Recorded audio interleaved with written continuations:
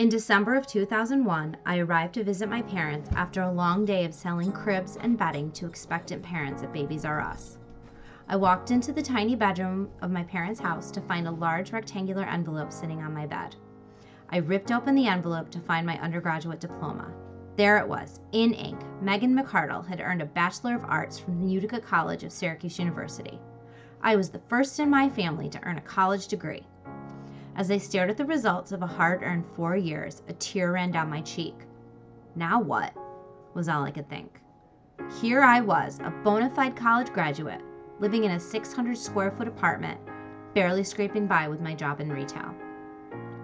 I made it my mission to find my career and get the heck out of Syracuse.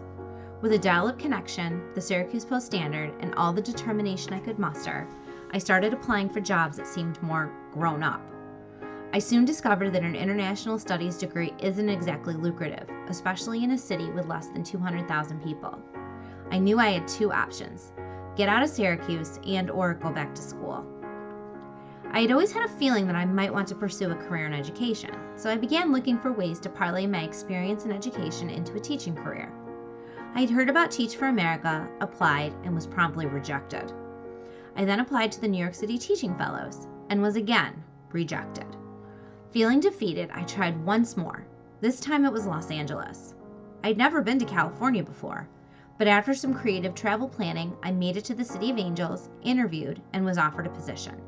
This is perfect, I thought. I can teach and go back to school at the same time. With tears in her eyes, my mother put me on a plane on Mother's Day 2002. I will never forget the terror and hurt I saw in her face as she begged me not to go, but I knew I had to. I had sold my car, sublet my apartment, and got on that plane with one suitcase and $400 in my pocket. My cousin was living in Redondo Beach at the time and had agreed to let me crash on her couch for a while. I had no car and naively believed that I could get around with public transportation. I walked into my first class full of hope and optimism. My supervising teacher was kind, but also realistic. She let me know that once I finished my 6 weeks of fellowship training, I would be pretty much on my own. I didn't care though. I was going to be a teacher. The next 6 weeks were some of the hardest of my life. I witnessed poverty and violence that my suburban upbringing had not prepared me for. I was learning to teach on my feet in a middle school that was completely different from anything I had ever known.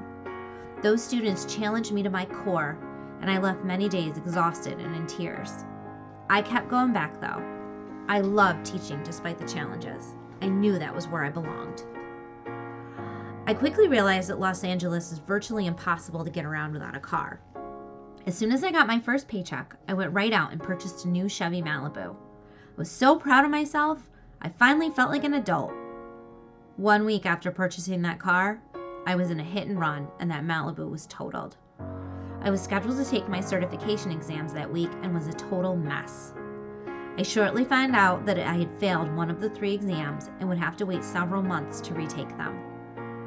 Without a passing score on all 3 exams, I would not be able to begin teaching until I passed. I was broke, had no car, and was about to lose my job as well. I finally had to admit that it was time for me to come home. I called my parents from outside of a Starbucks and in between choking sobs explained my situation. I knew that I had moved across the country on a whim and was so ashamed of myself. They could have said some version of "told you so," but they didn't.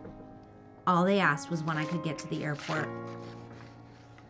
When I arrived back in New York, my parents simply brought me home and told me they hoped I had learned something. I eventually picked myself back up and dusted myself off. I moved back in with my parents and focused on working and saving for the next few years.